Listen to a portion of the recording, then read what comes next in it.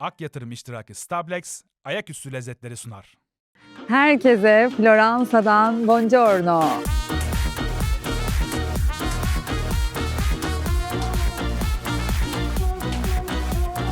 Scampi, grande kokoreç. Açı, aşaçı. Bu uzun zamandır sokaklarda yapılan lezzetlerden bir tanesi. En sevdiğim şey. Nehir kenarında focaccia sandviç yemek. Yalnız bu fazla iyi ya.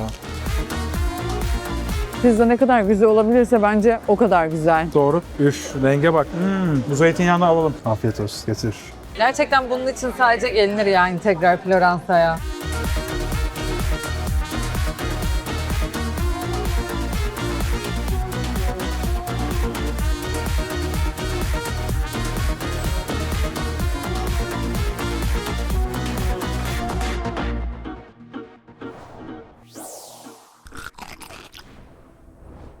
Floransa'dan hepinize merhabalar. Hepinize buongiorno diyoruz. İnanılmaz güzel ağaçların olduğu bir ortamda açılış yapıyoruz. Eşim Tülin'le beraber. Evet. 4. videomuzu yapıyoruz. Buongiorno.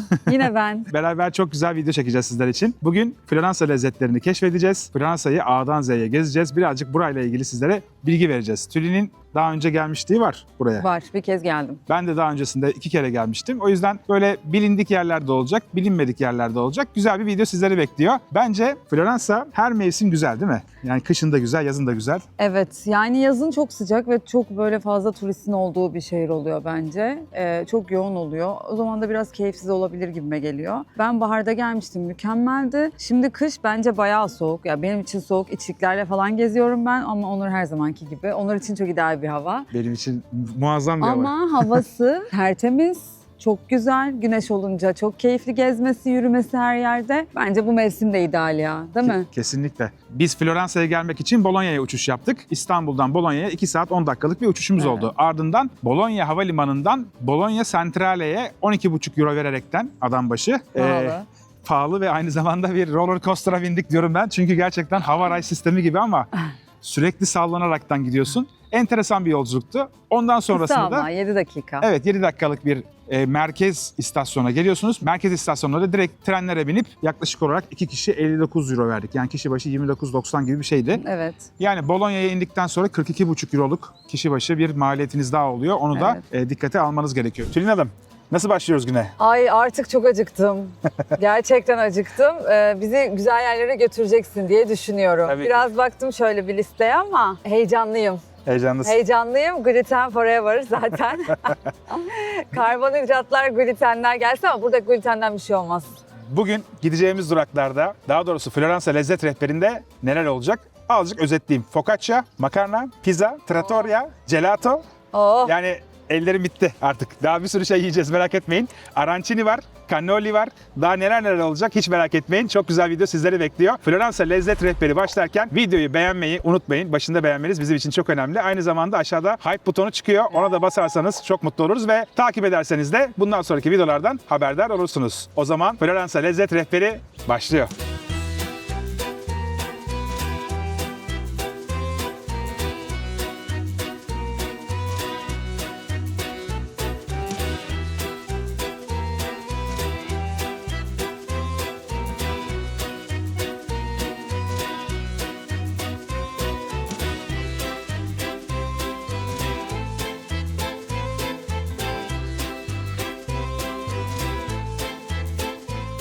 En sevdiğim şey.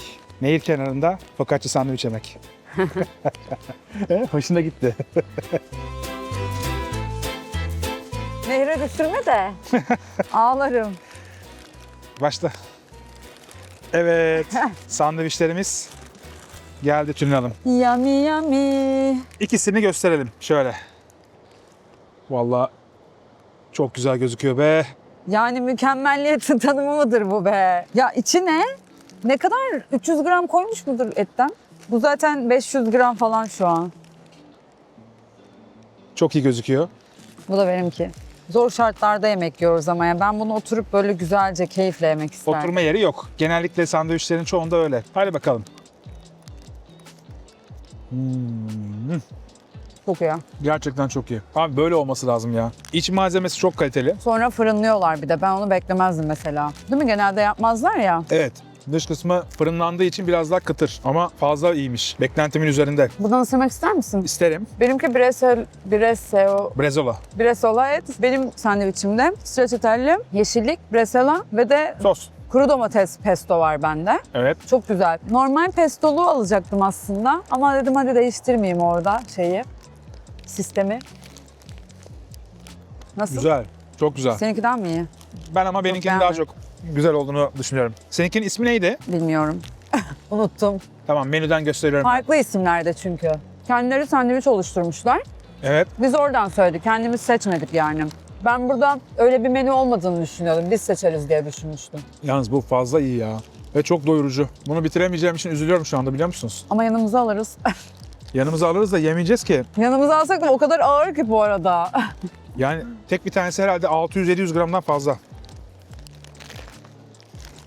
Bir tane martımız var. Göz kestirdi yemeğimize. Kamerayı alıp gitmesin de. Biz bu arada Arno Nehri'nin yanındayız şu anda. Yemeğimizi burada yiyoruz. Hemen çok yakın bir konumda restorana. Herhangi bir yerde yiyebilirsiniz. Park olur veya bir bank olur. Güzel bir kafede eğer anlaşırsanız bir kahve yanına bunu yuvarlayabilirsiniz. Bence güzel. Tamam. Niye? İzin vermezler mi? Şunu söylemek lazım. Eğer domuz hassasiyetiniz varsa ona göre tercih yapmanız lazım. Vejetaryen kısımları da var veya Tülin'in yediği gibi brezola var. Dana brezola. Tercihinizi ona göre yapabilirsiniz ama ben mortadellalı İtalyan şarküteri ürünü seçiyorum. Peyniriyle, fıstığıyla muazzam ve o kadar fazla koyuyor ki onları sıralaması da çok güzel. Önce mortadella'yı koyuyor, ardından stracciatella'yı koyuyor. En üstüne de direkt fıstıklı, güzel zeytinyağlı bir sosunu koyuyor. Fırınladığı için çok güzel olmuş. Ben beklentimin üzerinde bir lezzet aldım, öyle söyleyeyim. Güzel bir sandviç yedik. Evet. Yaraladık. İkisi de çok iyiydi. Buranın ismini söyleyemiyorum ama herhalde giriş kısmında Ahmet çoktan onu yayınlamıştır. Aynı zamanda açıklama kısmında bütün işletmelerin Google Maps lokasyonlarını paylaşıyoruz. Direkt tıklayınca önüne gelirsiniz. Sen demin bir şey söylüyordun. Normal mortadella ile brezola aynı makinede kesiliyor. Hassasiyeti olanlar için önemli konulardan bir tanesi daha var. Onu da söylemiş olalım. Hesabımızda 9 euro, 9 euro. Bir de suyumuz var, 1 euro. Bence burası çok güzeldi. Yani sandviç için çok iyiydi. Başka yerler de var. Bir sürü yer var. Eminim sosyal medyada araştırdığınızda bulacağınız çok fazla yer var. Ben burayı denemek istedim ve size burayı göstermek istedim ki beğendik. Değil mi? Çok güzel. Hakikaten güzeldi. Yani beklentimizin üzerinde. Nasıl Evet. bitireceğiz bunları? Aynen. Otelimize götürürüz. Çantamıza koyacağız. Aynen öyle. Hadi bakalım. yeriz. Sıradaki durakta görüşürüz.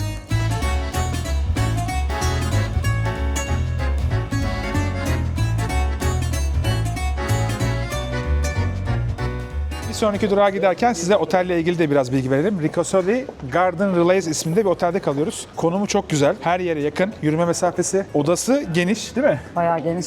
35-40 metrekareye Ferah. yakın. Ferah ve tavanı yüksek. En önemli şeylerden bir tanesi bizim için bu. Kendini ferah hissediyorsun. O yüzden orayı özellikle söylemem gerekiyor. Biz Booking üzerinden yaptık rezervasyonu ama siz, konuştum oteldekilerle, eğer ki telefonla ararsanız daha uygun fiyat veriyorlar Booking'ten. Aklınızda olsun. Dolayısıyla orayı telefonla aramayı unutmayın. Ben açıklama kısmına oranın da Google Maps lokasyonunu ekleyeceğim. Hiç merak etmeyin. Şimdi biraz sokak lezzeti yiyelim. Hadi bakalım. Evet.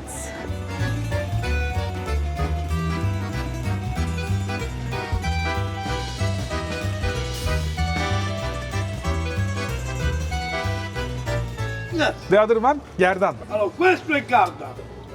Gerdan. Garda. Gerdan, okey. E questo è Scampè. Scampè. Kampen, kokoreç. Scampè. Ha, okey. İşkembe, İşkembe. Tabii. E Cocoric. Cocoric. Aa, okey. Scampè. Grande Cocoric. Acciù, assaggio.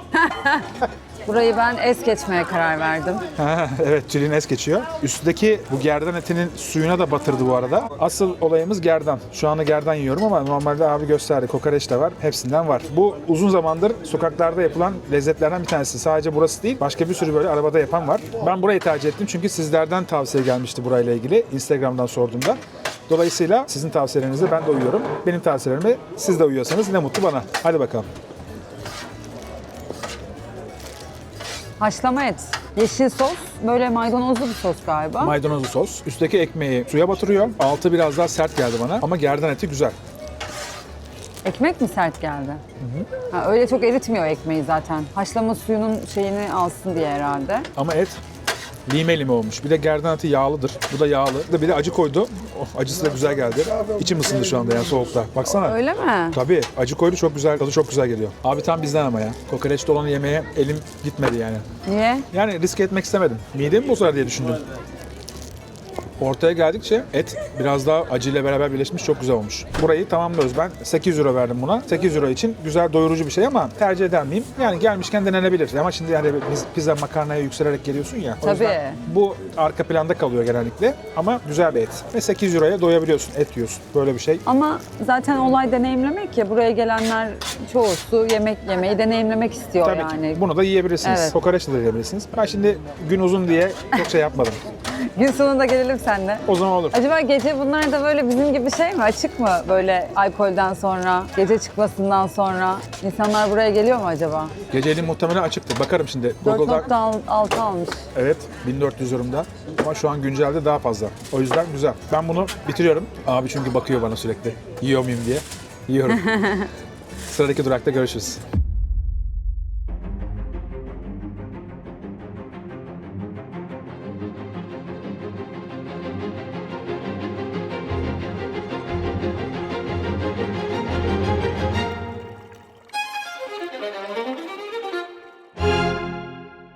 Signora Meydanı'na geldik. Arkamızda Uffizi Müzesi var. Burası Floransa'ya geliyorsanız eğer mutlaka görmeniz gereken yerlerden bir tanesi. Rönesans'ın doğduğu yer zaten Floransa diye geçiyor ya. Dolayısıyla burada çok önemli eserler var. Gerçekten sanat severseniz burayı görmenizi tavsiye ederim. Ben daha önce gelmiştim. Hızlı bir turla bile 2 saatte tamamlayabiliyorsunuz ki tamamlayamıyorsun aslında tam. Gerçekten hiç merak olmayan insanların bile merakını uyandırıyor bu müze. Gerçekten öyle. Zaten bütün işte Da Vinci, Michelangelo, Caravaggio, Botticelli onların eserleri var. Ama aynı zamanda böyle de kendinden de bir şeyler buluyorsun. Çünkü o zaman Osmanlı İmparatorluğu çok önemli olduğu için Hürrem Sultan'ın, Kanuni Sultan Süleyman'ın da portreleri var içeride. Kesinlikle bence gelin görün, Rönesans'ı birebir yaşıyorsunuz içeri girince. Ama 4 saat.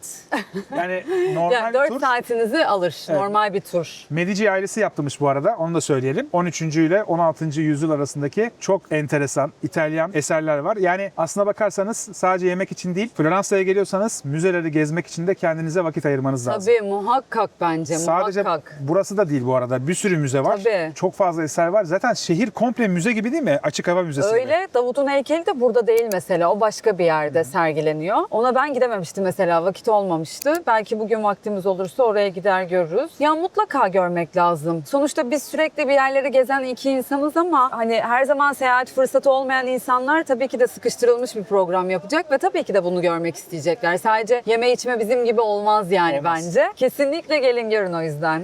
Yani şu müzeyi görün, bu müzeyi görün diye size söylemeye kalksak belki onlarca müze var ama en başta Uffizi'yi Ama görmeniz gerekiyor. Uffizi bence zaten Dünyada da Avrupa'da Evet. yani Louvre'u nasıl görmen gerekiyorsa Uffizi'yi de görmen gerekiyor. Yani hani Floransa'ya gelip. Doğru. Online bilet alabiliyorsunuz. Yani Sezon fiyatı değişiyor bu arada. değişiyor. Ama online almanızı tavsiye ediyoruz. Uzun kuyruklar oluyor. Bunu es geçmeyin. 4 saat tam tur sürüyor. Aşağı yukarı yarım gününüzü ayırmış gibi oluyorsunuz. Evet. Bunu önden söylemiş olalım. Etrafta da çok fazla eser var, heykel var. O heykellerdeki detaylar gerçekten bizi bizden aldı. Yani atların üzerindeki detaylar, mermerler, tek parça olarak yapılmış olan insan figürleri. Şimdi söyleyemiyorum belki. Hepsini teker teker akıldan söyleyemiyorum ama çok fazla eser var burada. Sanata olan ilgin. Yani şimdi benim sanatım yemek olduğu için. Ya Rönesans çok ayrı bir dünya zaten. Mesela pizzaya falan gidince de oranın içindeki şeyleri okuyunca anlıyorsun yani. O kadar enteresan şeyler var ki. Yani mecburen okuyorsun ve ilgini çekiyor. Bir süre sonra kendini içinde buluyorsun zaten. Evet, İtalya dediğiniz zaman tarih ve yemek Evet. ikisi birlikte gerçekten çok güzel oluyor. O yüzden biz de yemek kısmını göstermeye devam ediyoruz. Tarihi siz araştırırsınız artık Google'dan.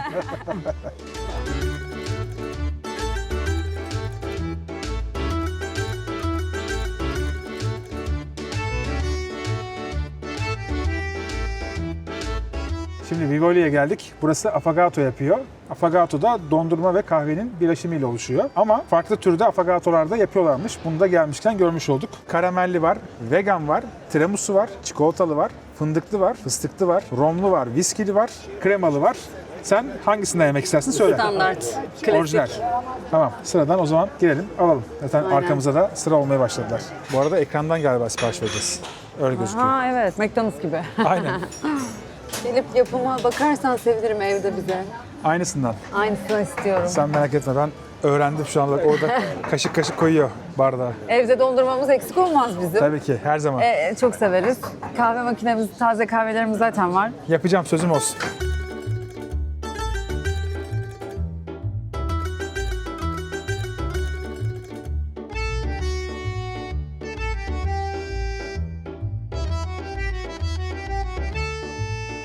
Evet, affogatto'muzu aldık. Tülin Hanım buyurun başlayın siz. Baktın mı nasıl yaptıklarına? Evet, dondurma ardından kahve içine. Güzel mi? Freshness çok iyi. Vallahi. Aa. Ama böyle bir badem gibi bir tat var. Bademli. Hadi merak ettim bakayım şöyle. Sonrasında öyle bir tat geliyor. Dondurması biraz erimiş ama güzel. Bayağı soğuk soğuk geliyor. Dondurması çok şekerli zaten normal ama hoşuma gitti benim ya. Afiyet olsun. Götür. Hiç. Ben şöyle içeyim onu. En iyisi içeyim. Böyle de güzel. Tabii. Kap soğuk, donmuş bardak. Evet, bardak soğuk. Şöyle Evde göstereyim. buzlukta böyle tutarsın artık fincan. Sana afiyet olsun. 6 euromuz gitti buna. Aa, değmez mi? 6 euro. 50 ile çarpıyorsun. 50 ile mi? Evet. Abartma. Euro? 47 mi ne? Hayır, 50. Oldu mu? Oldu. Haberi yok galiba. Hiç çarpmam, hiç işim olmaz. Hadi bakalım son lokmalarımızı atıyoruz ve yemek yemeye gidiyoruz. Ben çok beğendim. Bence çok güzel. Tabii ki de gelip burada bunu yemeye değer mi? Ya öyle çok değecek bir şey değil. Ama Ama viral olmuş ve Evet. burada yapılan bir şey yani her yerde affogato sipariş vermezsin yani kafeye gidip de. Dolayısıyla sunumu hoş, kendisi güzel. Böyle ferahlatan bir tatlı bence. fıstıklı çikolatalı olanları da güzel gözüküyordu. Bence o da güzeldir. Evet. Hatta Tiramisu olan güzeldir. hazırlıyorlardı ben oradayken, içerideyken. Kesinlikle. Onlar da çok güzeldi. Bence çok tatlı sevmiyorsan bu güzel bir şey. Biraz tatlı geldi bana mesela. Sana normal gelmesi şaşırttı beni şu anda. Ama kahveyle almadın ya sen o yüzden. Kahvenin yarısını Doğru. döktün çünkü yerken. Doğru söylüyorsun. Ayaküstü Lezzetler'in yeni sponsoru Stablex, Ak Yatırım iştiraki olan bir kripto para alım-satım platformu. Stablex'in modern ve kullanıcı dostu arayüzüyle Bitcoin, Ethereum ve 60'tan fazla kripto varlıkta alım-satım yapabilirsiniz. 7/24 hizmet veren müşteri çözüm merkezi de aklınıza takılan her konuda yanınızda. Kripto para dünyasını daha yakından tanımak isteyenler Stablex uygulamasını indirebilirler.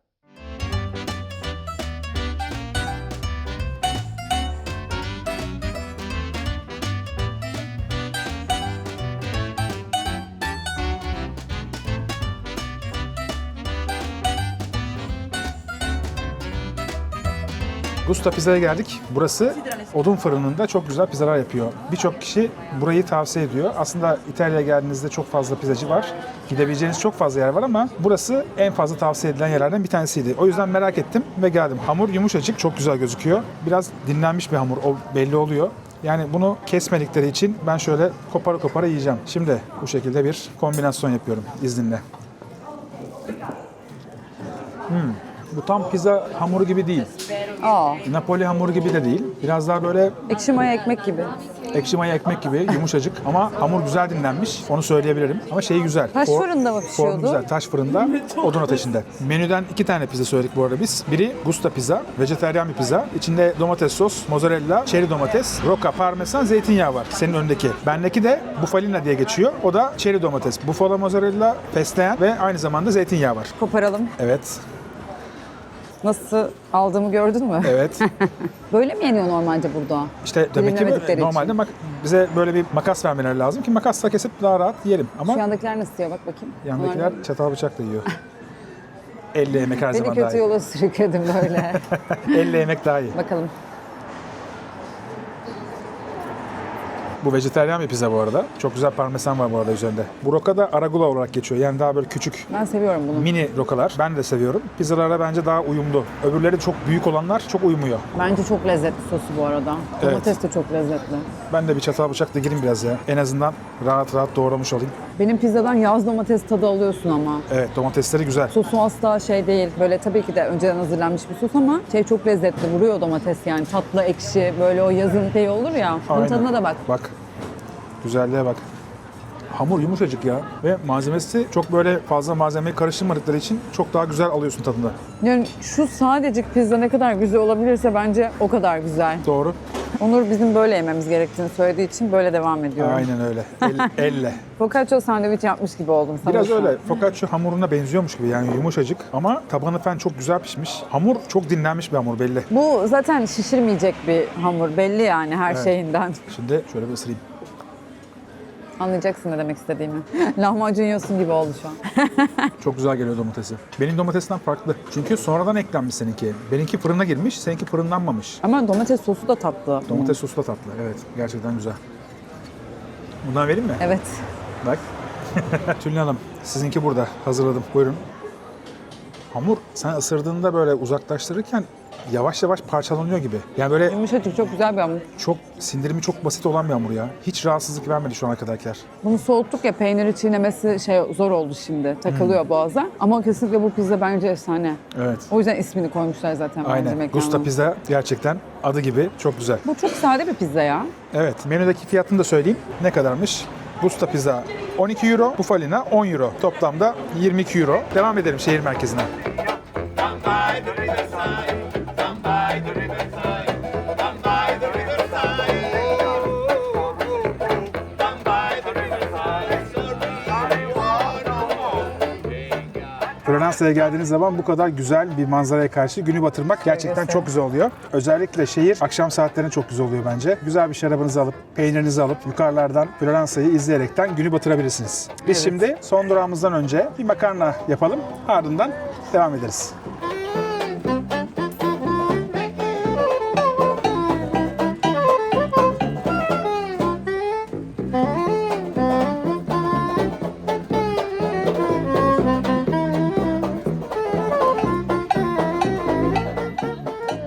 Il Grande Nuti'ye geldik. Burası taze makarnalarıyla meşhur. Birçok makarnacı mekanı var ama arkadaşlarım daha önceden buraya geldiği için burayı tavsiye ettiler. O yüzden size burayı göstermek istedik. Hemen dükkanın önünden de gözüküyor bu arada. Nasıl yaptıklarını gösteriyorlar. Buraya normalde Google Maps üzerinden rezervasyon yapabiliyorsunuz. Biz rezervasyon yapmadık. Walk-in deneyeceğiz şansımızı. Ama boş gözüküyordu. O yüzden birazcık da rahat geliyoruz ama siz geleceğiniz zaman önden bir rezervasyon yaparsanız daha güzel olabilir. İçeride bir yer bulalım kendimize. İçerisi Oturalım. dolu çünkü. Evet, yani bir tane masa bulalım. Bekleriz birazcık da. Makarnamızı yiyelim, devam edelim.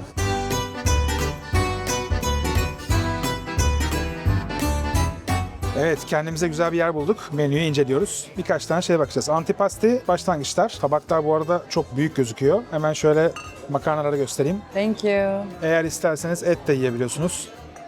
Etlerin çeşitlerini efendim menüde göstermişler. İtalya için olmazsa olmaz bisteccalar var. Solo bistecca da söyleyebiliyorsunuz. İlla ki büyük, daha büyük bir porsiyon söylemiyorsunuz. Menü sade ve çok güzel. Yeah. Perfect. Thank you. Thank you so much. Take it down. It's the peach, tomato and garlic.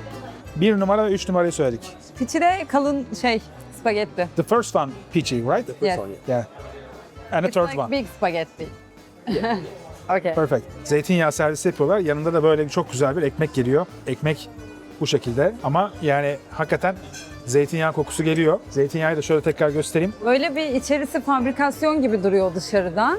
Evet. Hani gibi böyle zincir restoran algısı var bence dışarıdan bakınca ama içerisi çok güzel, çok şık. Evet. Bir de ambiyans gerçekten Aynen, baksana. Şu güzel. aynalar müthiş olmuş. İçerisi aydınlatması çok güzel.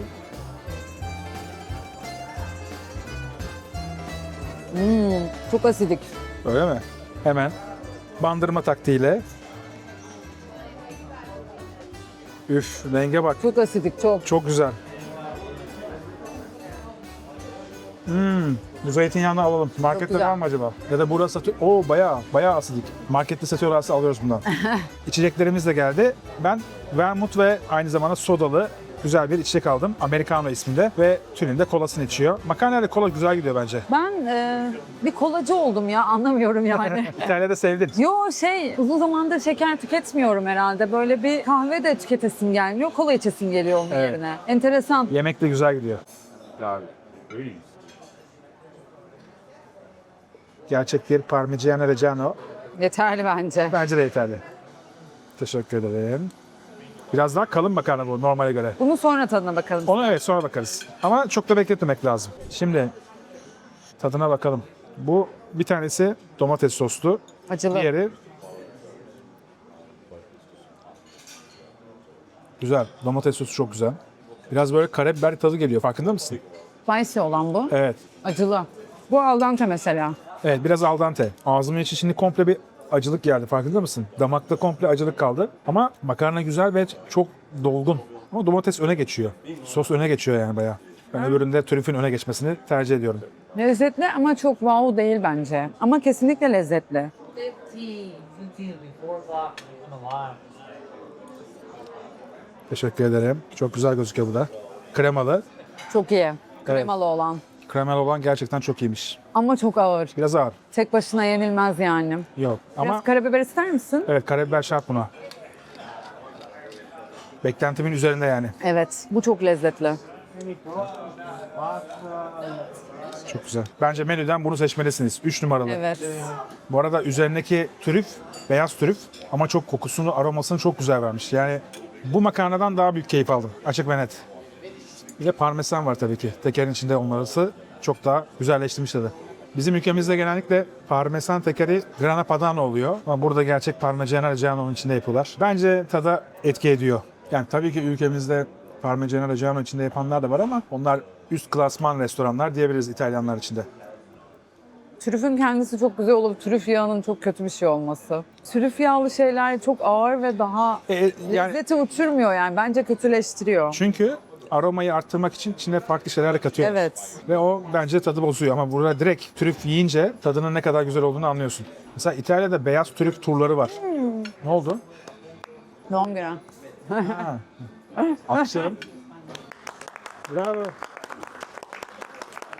Happy birthday. Bir sonraki durağa geçmeden önce size dün gitmiş olduğumuz mekanları da özetleyelim istiyoruz. Mesela sokak lezzeti buranın olmazsa olmazlarından arancini var. Arancini ve aynı zamanda cannoli yedik. Cannoli'yi çok güzel bir espresso ile beraber aldık. Araya Sicilya ismindeki mekanda yedik bunları ve gerçekten çok güzeldi. Orada arancinimizi neli yemiştik? Patlıcanlı ve peynirli. Biz vejetaryen olanı tercih ettik. Aynen öyle. Çok çok lezzetliydi ama zaten. Gerçekten çok güzeldi. Cannoli de öyleydi. Cannoli'nin dış kısmı bisküvi kıvamında, içi de çok güzel tatlı bir kreması vardı. Evet. Hem bademli hem de fıstıklı bir Fıstıklı. güzel, üzerine en son değdiriyordu o kremayı da. Burası çok ayaküstü duruyor ama gerçekten ürünler çok lezzetliydi. Kesinlikle. Yani böyle bir bardak şarabını alıyor. Böyle küçük bir büfe var. Orada hemen atıştırıyorlar, gidiyorlar ama çok tatlı bir yerde. Ve İşte çok genellikle tatlıydı. lokaller vardı. Aa, tabii tabii. İkinci durağımız market gezimiz oldu. Il Mercato Centrale Firenze ismindeki. Burası aslında birçok lezzet durağını bir arada bulabileceğiniz kapalı bir mekan. Olur da yağmurlu bir havada geldiniz, karlı bir havada geldiniz. O zaman orayı tercih edebilirsiniz. Yani karnınızı doyurmak istediğinizde çok güzel bir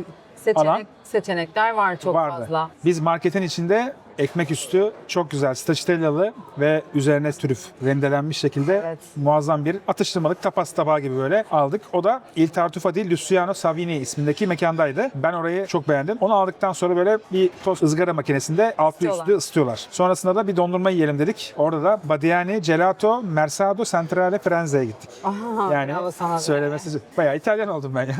Çetre çetre çetre. Çetre. Orada çikolatalı ve aynı zamanda fıstıklı çok güzel böyle üzeri kalıp bağlamış dondurma yedik. Gelato yedik aslında. Evet. Üzerine bisküvisini de koyuyorlardı. Gayet lezzetliydi. Çok büyük paralar değil bunlar, böyle 6 euro 5 euro civarında. O yüzden Ama orası genel olarak pahalı bir yer. Food marketlere pahalı oluyor ama zaten Doğru. bu tarz yerlerdeki. Dolayısıyla bir tık pahalıydı bence orası. Küçük şeylere göre ama gayet keyifli bir yerdi. bizim özetlerimiz bu kadar. Şimdi panna cottamızı da yiyelim. İstiyorsan şöyle başlayalım. O kadar güzel duruyor ki. Bak. Ya meyvesi için söylenir. Evet, buyurun Tülin Hanım başlayabilirsiniz. Evet. Yalnız direkt sallanmıyor mu şöyle, baksana.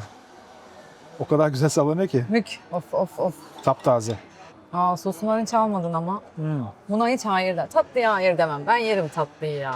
Yalnız çok iyi be. Bak çok iyi. Bugün muhtemelen tiramisu yeriz ama Of harika. bu çok iyi. Bu ne kadardı mesela? Ben bu fiyatı merak ettim. 9 mu 8 mi neydi? Euro. Bu meyvelerle vallahi hak ediyor. Thank you. Double espresso'm da geldi. Biz genellikle tatlıyı böyle tek söylüyoruz, bölüşüyoruz.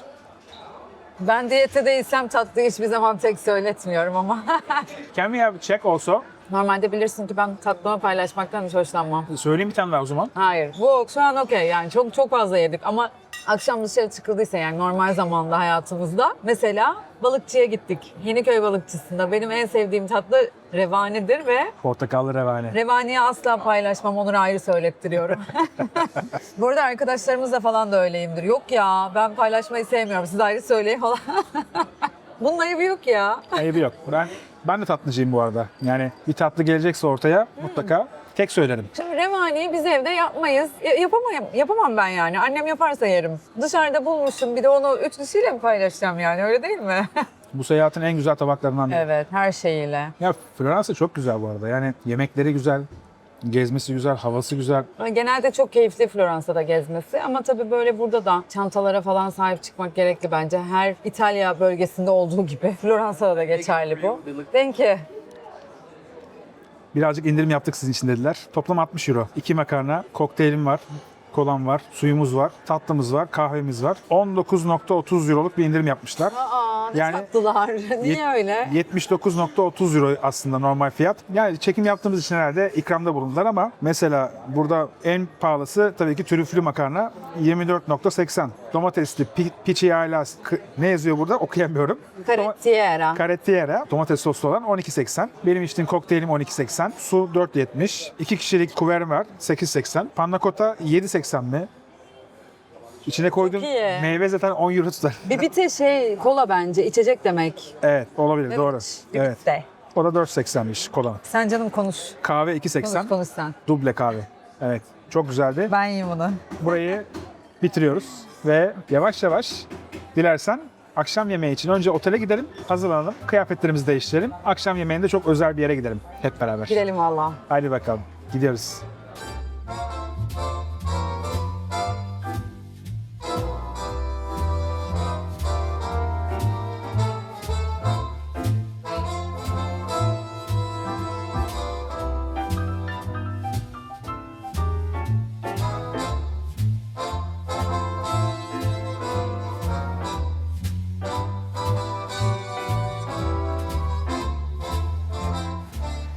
Şimdi akşam yemeği için restorana gidiyoruz. Biraz duş aldık, uyuduk, kendimize geldik. Aslında yorulduk. Hava da serinlemiş birazcık. Tülin çok sevmez bu havaları. Ama bence kırılmış biraz soğuk. Evet, şu anda fena sayılmaz. Evet. La Giostra gittiğimiz restoranın ismi. Çok ilginç bir yer. Buranın en eski yerlerinden biri. Bulunduğu bina 13. yüzyıldan kalma. Çok güzel, çok şık bir ambiyansı var. Biraz böyle Fransız tarzı. Mum ışıkları, loş bir ortam. Biz bu arada yan yana yürüyemiyoruz. Kaldırımlar gerçekten çok dar. O yüzden arkamdan geliyor Tülin. Canım her zaman izindeyim. Bu arada özellikle belirtmem gerekiyor. Floransa'daki tüm restoranlarda akşam yemeği özellikle rezervasyon istiyorlar. Bunu gelmeden yapabilirsiniz. Herhangi bir ücret almadan mesela bu gideceğimiz restoran 0 ücret çekti ama kredi kartı posunu istedi. Hi. Japonları çekiyorum artık. Bu kadar çok Japonya videosu Ne çektim oluyor ki. kız? Hepsi görüp selam verdi. Daha mı yavaş yürüyelim? Tatlı kız. Evet. Ay ben bittim artık. Yürüyemiyorum o kadar. Tamam. Üzgünüm canım.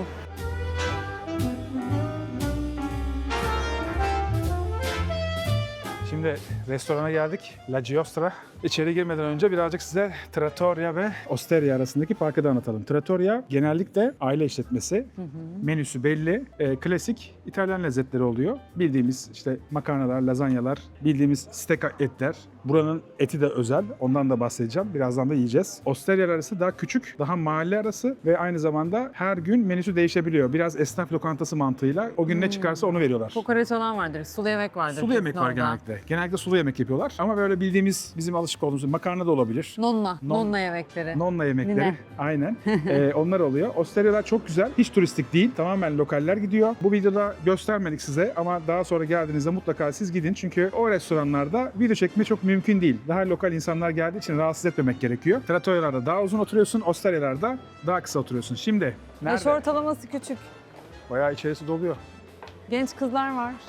Buyurun efendim, buyurun. Hoş geldiniz. Hadi girelim içeri. Herkes şıkır şıkır giymiş. Ama en güzeli burada. Aa teşekkür ederim tatlım. Hiç beklemiyordum.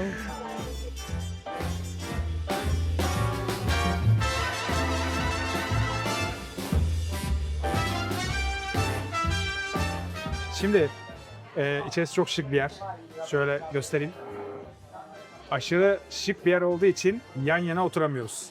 Mekanda da bir sıkıntımız var o konuda. Ama Tülin'in sesini duyabileceksiniz. Arada bir görüntüsünü de vereceğim ben. Yemekleri göstereceğim. Burayı böyle biraz ambiyansı bizle beraber yaşamış olacaksınız. Sizi yemeğe çıkartmış olduk beraber. Ben şimdi size biraz menüyü göstereyim. Burada mutlaka yememiz gereken belli şeyler var. Nedir? Armutlu pecorino soslu ravioli var. O pecorino koyun sütünden yapılıyor. Tamam. Birazcık böyle sert bir peynir ama çok güzel bir tabak o. Trüflü makarna tabii ki olmazsa olmazımız. Bir de Carpaccio. carpaccio söyleyelim tabii ki. Ama carpaccio söyleyelim bence. Vejetaryen. Olur. Bir de tabii ki bistecca alla fiorentina. Bunu söylememiz lazım. Et. 2 makarna, bir et, bir de carpaccio söyleyeceğiz. Aynen öyle. Yeter mi bize? Fazlasıyla.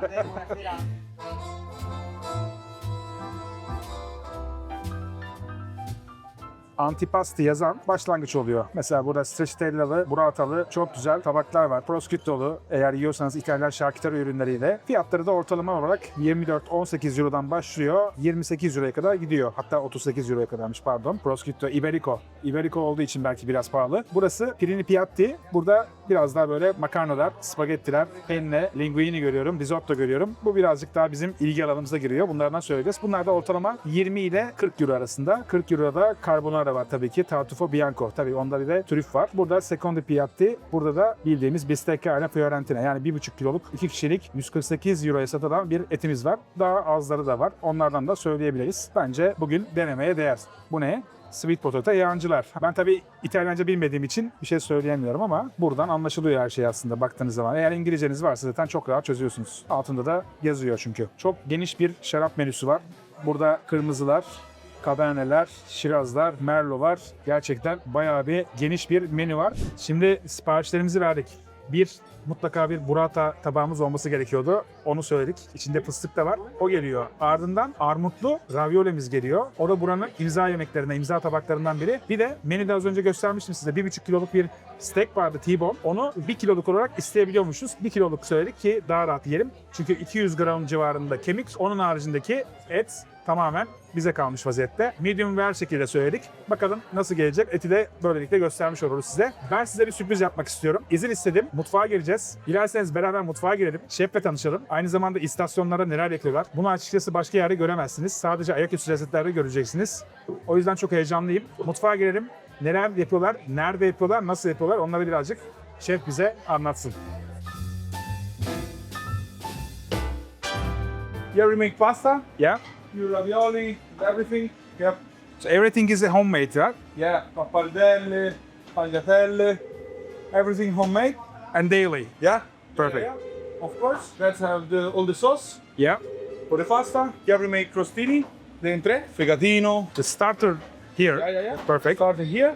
Yeah. Yeah, they like burrata Perfect. that you order. Yeah, it's our order. Pine nuts. This is the marmalade and the honey. Yeah. Here we make appetizers like prosciutto, octopus. Everything looks delicious, right? Yeah, of course. Everything homemade, of course. What about the steaks? Yeah, we have the grill. Ah, it's real cocks. Yeah. We have the stick. It's dry age. Dry age. Yeah, a little bit. How many days? We clean about 10-15 days. 10-15 days. Yeah. We clean a bit, not too much. Yeah. Perfect. Every day clean. Perfect. And then we have the part for fish. Like branzino, huh? This is our winner, Yeah. the big one. It's beef or chicken? Yeah. This is veal. Veal. Yeah. Okay. First, we put in the flour, Perfect.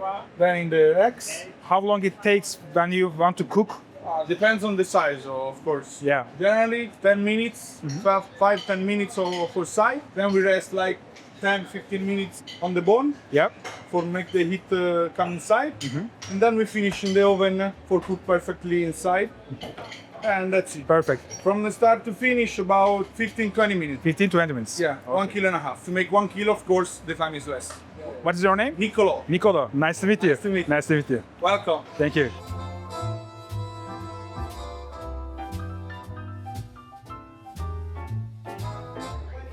Başlangıçta bununla başlıyorum. Bu tavuk ciğer pate. Az önce gösterdi şef. Çok güzel gözüküyor. Bana göre bir insanın ciğer pate sevme ihtimali yok. Bence çok güzel. Evet, anılara yenileri katılıyor. Anılar önemli, değil mi? Arada ben de çekiyorum bu şeyleri işte çok bir şey paylaşmasam da. Olsun. Paylaşmasan da anı kalıyor sana. Aynen. İleride geriye dönük baktığında burada bunu yemiştik dersin. Tabii ki. O zaman başlayalım mı? Başlayalım Şöyle valla. kaşıkla sana vereyim kaşığı. Böyle bayağı taze bir buratamız geldi. Aynen. Süt. Süt. Gerçekten. Burada da yanında fıstık var. Bu İncir reçeli, incir marmelatı galiba bu. fig sos yazıyordu. İlk sos. Bir de burada Bal. güzel bir bal var. Evet, o da güzel gözüküyor. Üzerine ekleyebilirsin. Zeytinyağı dökeceğiz. Zeytinyağı Ve tabii ki olmazsa olmaz. Buyurun Tülin Hanım. ekmeğimiz var. Buyurun. Bir asit lazım. Ekmeklerimiz orada. Bir ekmek gözükmüyor. Buranın Fix. ama ekşi maya. Ekşi maya mı? Yumuşak değil yani. Kokla anlayacaksın. Ben ekşi maya olduğunu dokununca anlarım. Evet, ekşi mayaymış hakikaten. Doğru. Köylüyüm oğlum ben. Afiyet olsun köylü hanım. Ay bu böyle var ya şu an benziyor. Neye? Bildiğin süt kaymağı. Öyle gözüküyor zaten. Taze. Taze Aynen. burrata. Üf, yalnız çok güzel gözüküyor hakikaten. Biraz daha reçel koyacağım çünkü incir yani buna var ya ne yakışır ne yakışır. Ürün çok iyi gözüküyor. Bak, ben bunu nasıl yiyeceğim? Çok iyi. Kahretsin çok iyi. Vallahi bravo. Gerçekten güzel. Taptaze süt ve bol ekmek yemelik bir bence Aynen bu. öyle. Biraz tadını çıkaralım. Sen önce ekmeksiz yedin Evet. ama kesinlikle ekmekle yemelisin hayatım. Biraz da ekmekle yiyeceğim. Burratamız bitti ama şunu göstereyim. Bak, süt görüyor musun? İçinde resmen süt var. O kadar güzel ki yani şu tabağı göstermek istiyorum. Bak. Görüyor musun? Muazzam ya. Bayıldım yani. Ve tadı da çok güzel değil mi? Gerçekten bunun için sadece gelinir yani tekrar Floransa'ya. Abartmıyorum şu anda. Zaten ben yargı dağıtan bir insan olarak biliyorsunuz. Evet, sen beğeniyorsan geçmiştir yani. Ben çok az beğeniyorum. Ya aslında öyle değil. Sadece benim için çok iyi demek çok iddialı bir şeye. Kriterler yüksek. Evet, armutlu pecorino soslu raviolimiz geldi. Bu buranın imza tabaklarından biri. Evet. Ama parmesanla başlamamız lazım. Parmigiano Reggiano.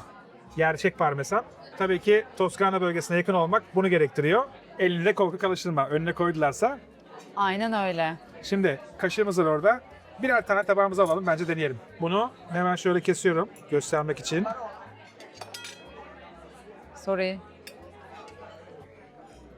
İçi pecorino dolu. Armut da var. Evet. Nasıl? Oo. Süt yine. Bu fazla iyi. Bir de sosundan da biraz koymak lazım. Yerimiz dar, kusura bakmayın ama gösterebildiğim kadar şöyle göstereyim. İçi o kadar güzel ki, o kadar dolgusu fazla ki çok doyurucu bu arada. 4 adet geliyor tabakta, porsiyonda. Üzerinde bir fesleğenle beraber geliyor. İç kısmı da bu şekilde. Bence bayağı dolu dolu. Abi çok iyi gözüküyor ya, çok iyi gözüküyor. Buradan aldığım keyif gerçekten çok güzel. Yani uzun zamandır bu ambiyansla, böyle bir ambiyansla yediğim en iyi yemeklerden birini yiyorum. Yeah, no problem. Come. Like the ravioli? Yes, perfect. Oh, I think they make it fast. Really? Yeah. You make it? Yes. Antonella. So, let's shake your hand. Antonella yapıyormuş bu arada. Aa, Bütün bakın. it was perfect. Perfect. Thank you so Thank you very much. much. Delicious. Thank you. Appreciate it. Ay ne kadar tatlı bir kız. Evet, hazır yeri gelmişken birazcık restoranla ilgili de sizlere bahsetmem gereken şeyler var. Burası 13. yüzyıldan kalma bir bina. İsmi Palazzo della Marina olarak geçiyor. Buranın sahibi Soldano. Bütün masalarla ilgileniyor tek tek. Gerçekten inanılmaz bir karakter. Ailesinden kalan çok önemli bir mirası devam ettiriyor. Bir de imajına baktığın zaman gerçekten çok marjinal. Ben çok beğendim. Bu arada fotoğraf çektirmeyi ihmal etmedim. Hem masalardaki boşları topluyor hem de aynı zamanda servise yardım ediyor. Çok enteresan bir adam. Gerçekten çok sevdim kendisini. Ambiyans gördüğün gibi çok güzel. Eşinle veya sevgilinle veya ailenle güzel bir yemek yemek istediğinde çok güzel bir ortam var. Tam orta çağdan kalan bir ambiyans var. Mum ışığında antika ürünlerin olduğu, şarapların, dekorların olduğu güzel bir ambiyansı var. Burası için aslında klasik Toskana yemekleri diyebiliriz. Birazcık daha modern dokunuşa sahip. Dolayısıyla geldiğiniz zaman Toskana yemekleri yemiş olacaksınız. Gerçek bir trattoria. Bana kalırsa Floransa'daki trattorialar içinde en üst segmentte yer alıyor. Lezzet olarak da, fiyat olarak da. Fiyatları biraz pahalı. Videonun sonunda onu da söyleyeceğim. Şimdi bistecca alla fiorentina yiyeceğiz demiştik. 1 kiloluk seçtik. O Chianina sığırlarından hazırlanıyor. Chianina da Toskana bölgesinde yetişen özel bir hayvan. Düve olarak geçiyor ya da genç boğa olarak geçiyor. İnek değil yani. Dolayısıyla eti yağlı ama çok iri bir hayvan olduğu için de genellikle T-bone şeklinde veriyorlar restoranlarda bistecca'yı. Bu bölgenin özelliği o yani. Geldiğiniz zaman mutlaka bistecca yemeniz lazım. Gerçek bir kalın böyle bir et. Kemiğiyle beraber geliyor ama ortalama olarak 1 kilo, 1,5 kilo civarında. Dolayısıyla 2 kişi veya daha üzeri gruplar için daha uygun bir yemek bence. Bugünkü çok güzel yemeklerin üzerine bir de 1 kiloluk bir bistecca ile fiorentina yiyeceğiz. Bakalım nasıl olacak? Şimdi içeride o hazırlanıyor. Sen yaparsın aşkım. Yiyeceğiz. Ben yaparım, evet doğru. Sen yersin. Ben yerim, doğru. Evet, bistecca ile fiorentina'mız geldi. Çok güzel gözüküyor. Şöyle göstereyim mi? Pişmesi olağanüstü olmuş bence. Biraz tuzlayalım istiyorsan. Bence de. Ama yani bu nedir ya? Böyle bir şey olabilir mi? Ama medium well değil aşkım bu. Bence çok güzel. Olması gereken bu. Baksana. Rare bayağı yani ortası. Sen sevmezsin pek. Yo yerim, sıkıntı yok ama ben medium well tercih ederim normalde. Afiyet olsun. Ben de şöyle alıyorum. Lokum. Nasıl? Lokum. Yok oldu. Bitti. Abart. O kadar iyi ki. Hem çek hem kes. Biraz zor olacak ama şöyle yavaş yavaş yiyin.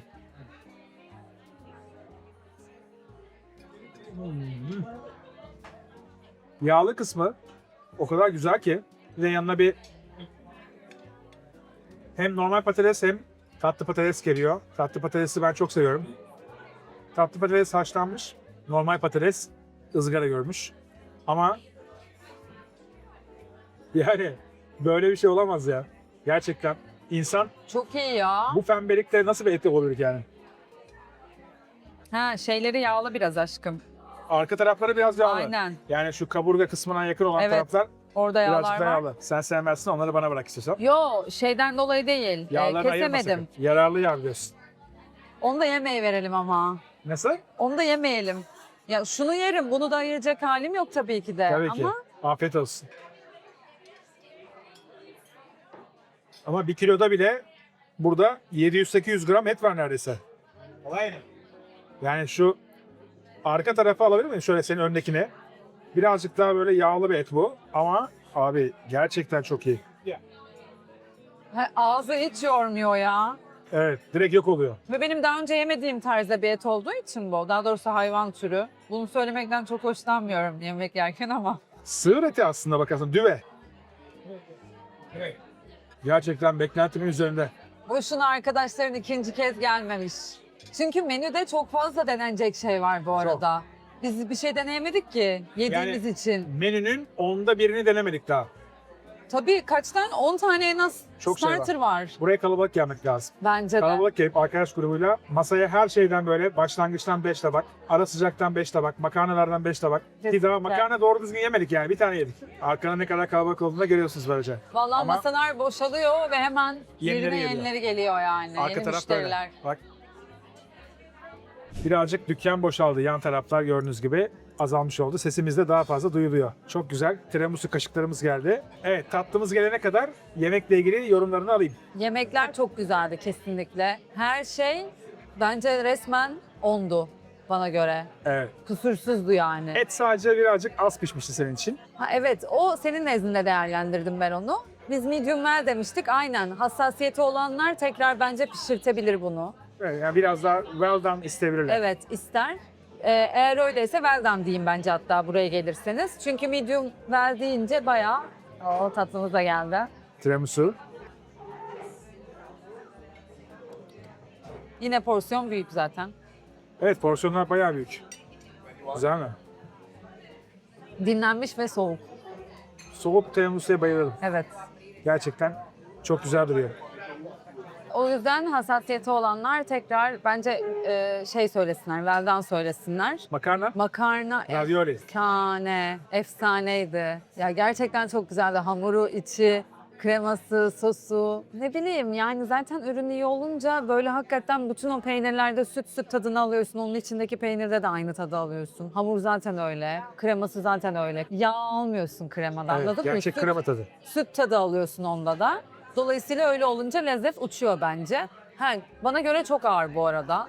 İkimiz ya bence kremalı makarna 2 kişi Bölüşebilir. bölüşebileceği bir şey yani. Zaten buradaki paylaşımlı tabaklar olması güzel bir şey bence. Evet bu arada buranın bence porsiyonları çok büyük. Evet. Genel olarak Doğru. değil mi? Doğru. Tiramisu zaten Olmazsa olmaz. mükemmel bir lezzet. Evet. Hadi o zaman ben de yiyorum. Ye bakalım.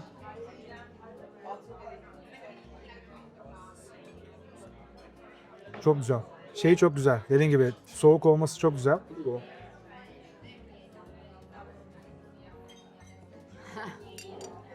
Akıyor. Çok güzel. Muazzam. Hafif. Mascarpone'la yapılmış tabii ki. O kadar belli oluyor ki. Abi çok güzel. Kaliteli bir kere. Yani ürünün kalitesi kendini o kadar belli ediyor ki yediğin şeyden aldığın keyif de artıyor gittikçe. O yüzden burası çok güzelmiş. Ben çok beğendim. Gelecek olanlara tavsiye ediyorum. Yediklerimizi gösterdik ama menüde onlarca şey var. Siz geldiğiniz zaman menüden daha fazla şey söyleyebilirsiniz. Biz biraz tok geldiğimiz için az söyledik. Vakit geçirdik. Bir de 2 kişiyiz işte. 2 kişiyiz. 2 kişi zor oluyor. Bir de Tülin yemiyor. Yarısını bırakıyor. Her şey bana kalıyor. Nasıl yiyeyim ben hepsini? Yersem kaç kilo olurum? Evet. Limoncello'larımız geldi. Müesseseden. Benim espressom geldi. Pahalı Duble. yapmışsın aşkım espressoya. Güzel bir yemek. Tabii ki limoncello ile biter. Oo, çok güzel. Hakikaten güzel. Tatlı tatlı. Krema gibi. Aynen. Çok beğendim. Baştan sona muazzam bir yemek yedik. 212 euro tuttu hepsi. Et Fiorentina 99 euro. Ravioli 28 euro. Stracciatella ve burratamız 22 euro. Tiramisu 12 euro. Suyumuz var 6 euro. Americanomuz var 4 euro. Normal espressomuz var 3 euro. Bir kadeh şarabım var 15 euro. Hesabımız bu kadar. 212 euro. 20 euro da bahşiş bıraktık. Gayet keyifli, güzel bir akşamdı. Umarız videodan keyif almışsınızdır. Bugün Tülin'le beraber, eşimle beraber çok güzel bir video çekmiş olduk sizlere. Floransa'dan seslendik. Gerçekten Floransa tekrar gelmeye değer çok fazla restoran var. Tek bir videoya hepsini sığdırma şansı yok. Trattoria'lar, osterialar. Buraya tekrar gelmek için bir nedeniniz her zaman olmalı. Aynı zamanda sanat şehri biliyorsunuz ki müzeleriyle gerçekten etkileyici. Dolayısıyla Floransa'ya geldiğinizde en azından 2 akşamınızda yiyeceğiniz yemekleri size bu videoda göstermiş olduk. Gündüzleri yiyebileceğiniz İtalyan lezzetleriyle ilgili birazcık da olsa bilgi vermeye çalıştık. Sürçülisan yaptıysak affola ama keyifli ve koşturmalı, yorucu bir seyahat oldu bizim için. Videoyu beğendiyseniz eğer beğen butonuna basmayı lütfen unutmayın. Aynı zamanda abone olarak aramıza katılabilirsiniz. Bundan sonraki videolardan haberdar olabilirsiniz. Çok güzel seyahatler geliyor yolda. Özellikle yurt dışından yapacağım seyahatler gerçekten çok etkileyici ve güzel olacak. Ben şimdi sözü son olarak eşime bırakıyorum. O da bir hoşça kal desin. Ardından kapanışı birlikte yapmış oluruz. Her şey çok güzeldi. Floransa zaten harika bir şehir. Sanatıyla, müzeleriyle, yemekleriyle, tarihiyle, sokaklarıyla, havasıyla. Hava harikaydı şansımıza. Evet. Çok güzel bir deneyim oldu benim için de. Bu benim 2. gelişimdi Floransa'ya. İnşallah 3., 4., 5., 10. bile olur bence. Burası geze geze bitirilemeyecek bir şehir. Sadece Bolonya'dan gelmek biraz, direkt uçuş olmaması biraz yoruyor. Onun haricinde bence her şey çok güzeldi. Teşekkür ediyorum. Ben teşekkür ederim. Bu videoda ben sana eşlik ettim yine. Umarım güzel yorumlar gelir. Umarım memnun kalırsın canım benden. Ben memnun kalıyorum. Asıl takipçiler memnun kalması lazım ki onlar da çok seviyorlar. Senin olmanı çok istiyorlar. Olmasın diye memnun kalıverin siz de yani. Destek oluyorum. Gerçekten tek yaptığım bu. Destek olmak için ben videoda varım. Onun haricinde başka hiçbir şey için Ama gerçekten... kadın gözüyle çok güzel anlatıyorsun bence. Yani işte birazcık ben gıcığım biliyorsun bu konularda. Ama bu eleştiriye de açığım. Gıcık olduğumu kabul ediyorum. O yüzden videoyu izlemeyi, hype yapmayı ve de beğen butonuna basmayı unutmayın. Gerçekten sizin desteğiniz onlar için çok önemli. O mutlu olunca ben de çok mutlu oluyorum. Teşekkür ederiz şimdiden. Haftaya Perşembe saat 19'da görüşürüz. Ha, doğru. Önümüzdeki haftaya Perşembe günü saat 19'da görüşmek üzere. Kendinize iyi bakın. Hoşçakalın.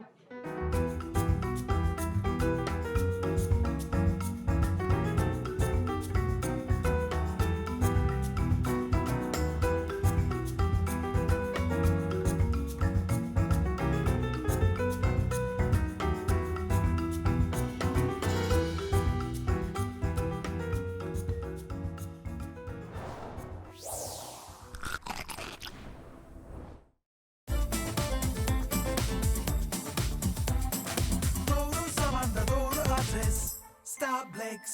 Ak Yatırım iştiraki Stablex ayaküstü lezzetleri sundu.